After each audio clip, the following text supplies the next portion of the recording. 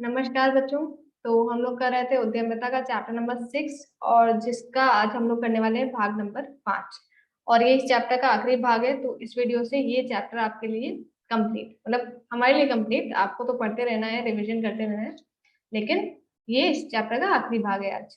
और इसमें हम लोग आज करने वाले हैं कर, यानी टैक्सेस। तो टैक्स के बारे में आज हम लोग इसमें समझने वाले हैं। तो इसका लर्निंग ऑब्जेक्टिव देख लेते हैं पहले कि आप आज क्या समझने वाले हैं इस वीडियो को देखकर।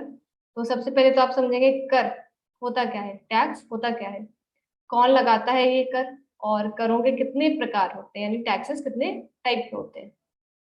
तो सबसे पहले तो कर यानी टैक्स, टैक्स होता क्या है। अब एक कर एक राज्य या राज्य कार्यात्मक समकक्ष द्वारा करदाता पर लगाया एक वित्तीय शुल्क लेवी है। इसे किसी उत्पाद, आय या गतिविधि पर सरकार द्वारा लगाए गए शुल्क के रूप में भी समझाया जा सकता है। अब अगर सिंपल भाषा में हम लोग समझे तो मतलब कर एक फाइनेंशियल फीस है या फाइनेंशियल एक अमाउंट है जो कि आपको पे करना होता है अगर आप कोई चीज खरीदते हैं या कोई खास सर्विस लेते हैं, या फिर जैसे इनकम है, और या फिर आप कुछ ऐसा काम करते हैं जिसमें सरकार टैक्स लगाती है, तो वो आपको पेमेंट करनी पड़ती है। और ये ऑप्शन नहीं होता है, अगर आप वो चीज करेंगे तो आपको टैक्स पेमेंट करनी पड़ेगी, अनलेस या तो सरकार ने उसमें खुद सामने से छूट दी हो। आप सामने से छूट नहीं ले सकते। अगर सरकार ने छूट दे रखी है कि हाँ इन लोग को टैक्स नहीं देना, तो आपको नहीं देना होगा। लेकिन अगर आप उस एलिजिबिलिटी क्राइटेरिया में आते हैं, यानी आप उस क्राइटेरिया में आते हैं जो सरकार ने कहा कि इन इन लोगों को देना है, तो अगर आप उसमें आते हैं तो आपको टैक्स देना पड़ेगा। तो एक वित्तीय शुल्क है जो नॉर्मली सरकार लगाती है, और जो लोगों से लेती है, जो करदाता होते हैं, टैक्स पेयर्स होते हैं, वो लोग ये शुल्क देते हैं और सरकार ये टैक्स लेती है और उसे फिर लोगों के ही बेनिफिट के लिए, उन्हीं के फायदे के लिए खर्च करती है। क्योंकि सरकार के पास पैसा कहाँ से आएगा, तो यहीं से पैसा आ रहा है, मतलब हम लोग से टैक्स लेकर हम ही लोग के फायदे के लिए सरकार काम करती है। अब सरकारें टैक्स क्यों लगाती है, मतलब क्यों लगा रही है। हम लोग अपना पैसा कमा रहे हैं अच्छा खासा, हम लोग घर में बैठे हुए हैं, इतनी मेहनत कर रहे हैं, सॉरी घर में नहीं बैठे हुए, मतलब सब लोग अपना अपना कुछ ना कुछ कर रहे हैं, तो हम लोग सरकार को पैसा क्यों दें, मतलब सरकार क्यों लगा रही है टैक्स। तो ऐसा नहीं, सरकारें कर लगाती है, एकत्रित करती हैं, तो वो बाद में हमारे ही फायदे के लिए यूज करती हैं। अगर हम लोग टैक्स पे नहीं करेंगे तो सरकार के पास पैसा नहीं आएगा, सरकार के पास पैसा नहीं होगा तो वो जो भी उनकी पॉलिसीज हैं या जो भी वो इंफ्रास्ट्रक्चर, जैसे कहीं पे कुछ बनवाना है, सड़कें बनवानी है, तो उसके लिए उनके पास पैसा कहाँ से आएगा। तो जो भी सरकार कर लगाती है और एकत्रित करती है ताकि बाद में इसे सार्वजनिक व्यय के रूप में खर्च किया जा सके, जैसे सड़कें बनाना, समाज सेवा प्रदान करना, सरकारी कर्मचारियों का भुगतान करना, और जो बाकी की भी अन्य सामाजिक सुविधाएं हैं। तो इसीलिए सरकार टैक्स लगाती है और जो भी पैसा उन्हें मिलता है वो इन सब चीजों में यूज करती है। तो अब आप लोग समझ गए, समझ में आ गया अब आप लोगों को कि टैक्स क्या होता है, सरकार टैक्स क्यों लगाती है। अब देखिए टैक्स के भी टाइप होते हैं, मतलब दो मेन कैटेगरीज होती हैं। एक होता है डायरेक्ट टैक्स, जिसको हम लोग हिंदी में प्रत्यक्ष कर भी कह सकते हैं, और एक होता है इनडायरेक्ट टैक्स, जिसे अप्रत्यक्ष कर कहते हैं। अब डायरेक्ट टैक्स नाम से थोड़ा सा समझ लेते हैं, थोड़ा सा ब्रीफ इंट्रो समझ लेते हैं इसमें। डायरेक्ट टैक्स क्या होता है, तो डायरेक्ट टैक्स जो डायरेक्टली लगता है, यानी जो आपको आपके ऊपर लगेगा और आपको ही पेमेंट करना पड़ेगा, आपके पास कोई और ऑप्शन नहीं। जैसे इनकम टैक्स, जो लोग इनकम अर्न करते हैं, और एक लिमिट होती है, अगर उससे ज्यादा इनकम अर्न करते हैं तो उन्हें एक इनकम टैक्स देना पड़ता है। उसके लिए अलग अलग रेट होता है। ये भी एक अच्छा खासा टॉपिक है जिसे हम लोग कभी फुर्सत में डिस्कस करेंगे, लेकिन अभी इसी पे फोकस रखते हैं कि इनकम टैक्स जो भी आप इनकम अर्न करते हैं उस पे लगता है।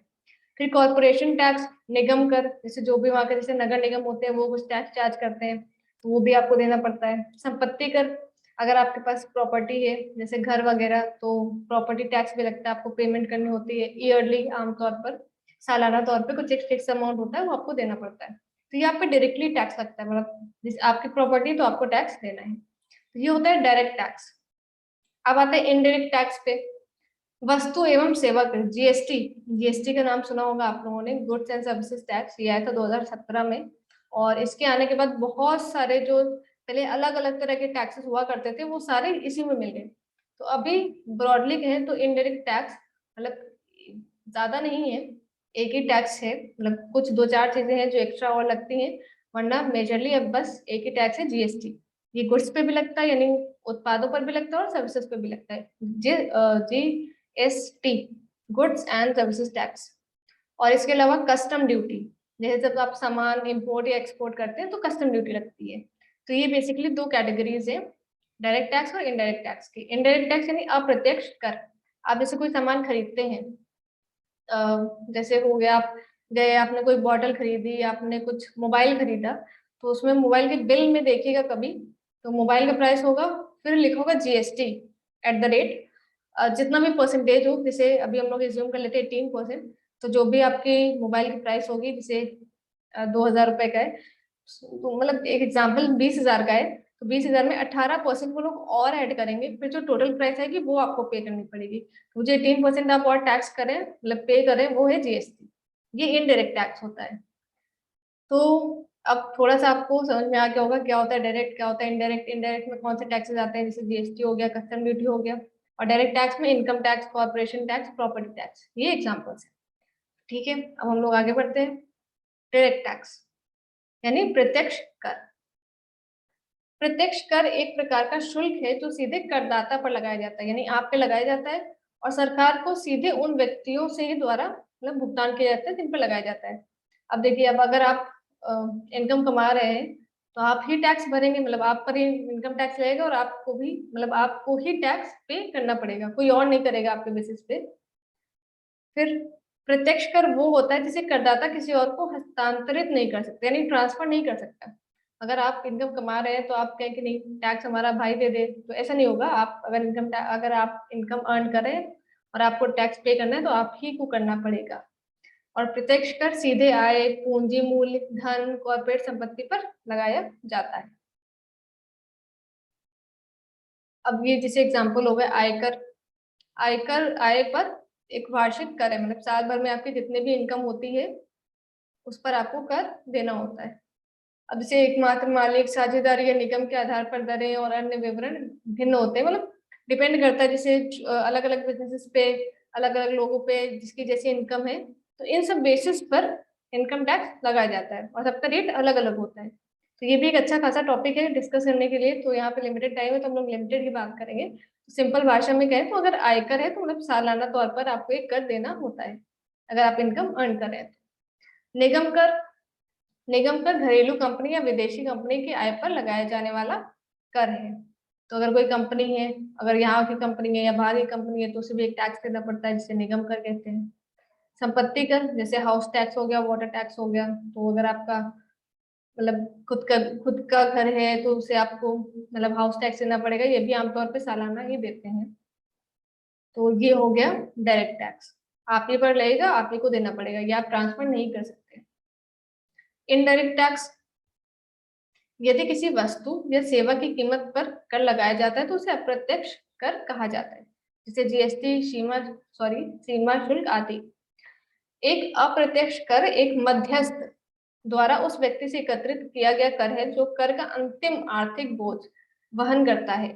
अब देखिए, किसी ने सामान खरीदा, मतलब जो बीच में जैसे जो दुकानदार लोग होते हैं, तो ये हम लोगों से टैक्स लेते हैं, मतलब हम लोग से टैक्स, जैसे हम लोगों ने कोई सामान खरीदा तो उसमें जो आप कभी प्राइस चेक करिएगा, उसमें जो लेबल लिखा रहता है उसमें लिखा होता है GST inclusive of all taxes, उसमें जीएसटी भी इंक्लूड होता है। जैसे हम लोगों ने कोई 10 रुपए की चीज खरीदी तो हो सकता है उसमें 1 रुपए 50 पैसे कितना भी उसमें जीएसटी लगाओ, तो हम लोग वो जीएसटी मतलब पूरी हम लोग 10 रुपए दे देते हैं उसको। तो जो ये जैसे खुदरा स्टोर वाला है या जो भी इंटरमीडियरी है, वो टैक्स का अमाउंट भेज देता है सरकार के पास और बाकी का अमाउंट अपने पास रखता है। यानी वो जो टैक्स है वो हम लोग से कलेक्ट किया जाता है, वो जो आर्थिक बोझ है कह सकते हैं टैक्स का, वो हम पे पड़ता है। लेकिन पेमेंट हम लोग नहीं करते सरकार को, पेमेंट वो मध्यस्थ करता है, यानी वो दुकानदार करता है या जो भी वो बीच में इंटरमीडिएट वो करता है पेमेंट। पेमेंट हम लोग नहीं करते, हम लोग सिर्फ उसे दे देते हैं। तो यानी कुल मिला के खर्चा हमें लोग का पड़ता है। तो ये डिफरेंस होता है अप्रत्यक्ष कर और प्रत्यक्ष कर में। प्रत्यक्ष कर में टैक्स भी हमें पे लगता है, पेमेंट भी हम ही करते हैं, सरकार को भी हम ही देते हैं। लेकिन अप्रत्यक्ष के केस में एक जो मध्यस्थ होता है वो व्यक्तियों से टैक्स कलेक्ट करता है, जो कर का अंतिम आर्थिक बोझ, जैसे कि हम लोग जो ग्राहक हो गए उनसे उनसे कलेक्ट करता है और जाके सरकार को दे देता है, मतलब बीच में इंटरमीडिएरी आ गया। एक अप्रत्यक्ष कर वह है जिसे करदाता किसी और को स्थानांतरित भी कर सकता है, जिसे ट्रांसफर किया जा सकता है। तो यहाँ पर और ये एक और डिफरेंस है डायरेक्ट टैक्स और इनडायरेक्ट टैक्स में, कि जो डायरेक्ट टैक्स होता है आप उसे लागत में शामिल नहीं कर सकते। आपने इनकम टैक्स दी, अच्छी बात है, आपको देना चाहिए, लेकिन आप उसे लागत में नहीं दिखा सकते कि हमारा ये मतलब खर्चा हुआ है, लागत में नहीं दिखा सकते। लेकिन जीएसटी अगर आपने किसी चीज में पे किया है तो आप उसे लागत तत्व में भी दिखा सकते हैं। तो ये भी एक बेसिक डिफरेंस है डायरेक्ट टैक्स और इनडायरेक्ट टैक्स में। अब आता है आपके लिए अभ्यास कार्य। अब आप अपने पड़ोस में पता करें कि जो भी संपत्ति है, लोग के मतलब घर है, तो वो मतलब उन्होंने कितना संपत्ति कर भरा है, या कितना संपत्ति कर या हाउस टैक्स या वाटर टैक्स जो भी वो पे करते हैं, कितना पे करते हैं। और दूसरा काम आपके लिए उत्पाद खरीदते समय लेबल की जांच करें और आप देखें कि आप कितना कर दे रहे हैं। तो क्या आप भले ही देखे ना देखे, कर तो आप दे रहे हैं, तो आप एक बार चेक भी कर लें कि आप कितना कर दे रहे हैं। कुछ ऐसी वस्तुएं और सेवाएं हैं जिन पर कर नहीं लगाया जाता, मतलब सरकार ने छूट दे रखी है कि अगर आप ये चीजें बेचते हैं या इन चीजों से रिलेटेड काम करते हैं तो आपको कर देने की जरूरत नहीं है।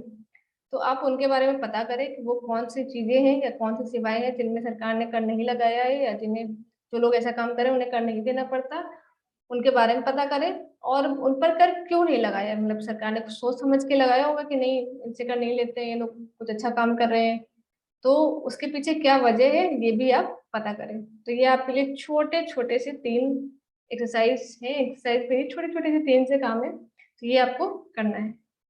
तो यहाँ पर होता है चैप्टर खत्म। एक बार आप स्टार्टिंग से फर्स्ट से लेके पूरा 5th तक वीडियो देख लीजिएगा, अच्छे से समझ लीजिएगा और चैप्टर रिवाइज कर लीजिएगा। चलिए, धन्यवाद।